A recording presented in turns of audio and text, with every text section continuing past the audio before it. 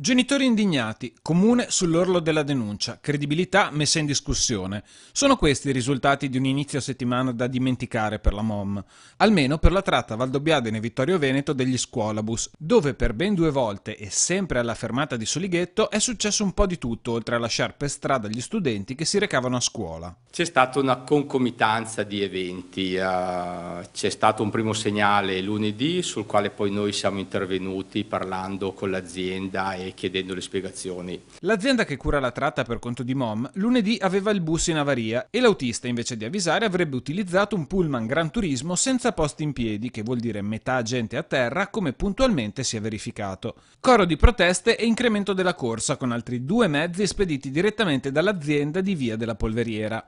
Tutto risolto? Pare proprio di no, visto quanto accaduto ieri, con lo stesso Gran Turismo che non si è fermato a caricare gli studenti nemmeno dietro indicazione di un funzionario della MOM, tirando dritto anche davanti alla paletta dei vigili urbani. Insomma, una gran confusione risolta all'italiana. Il nostro operatore non si è perso d'animo né tantomeno è entrato nel panico, anzi con professionalità è riuscito a fare quello che le poteva fare, tanto da prendere anche la macchina di servizio e portare a destinazione quei pochi clienti, ovvero i ragazzi che avevano perso la corriera. Evidente che i genitori e non solo a questo punto chiedono chiarezza e soprattutto affidabilità. Il problema l'abbiamo superato e quindi sistematicamente noi abbiamo sul posto, ma non solamente su quest'area qua che è delicata, anche su altre aree, sempre un nostro coordinatore, cioè un addetto di esercizio, e delle macchine di scorta pronte ad intervenire, oltre ad aver potenziato comunque noi con le nostre macchine aziendali, cioè corriere, il servizio laddove presentava delle criticità.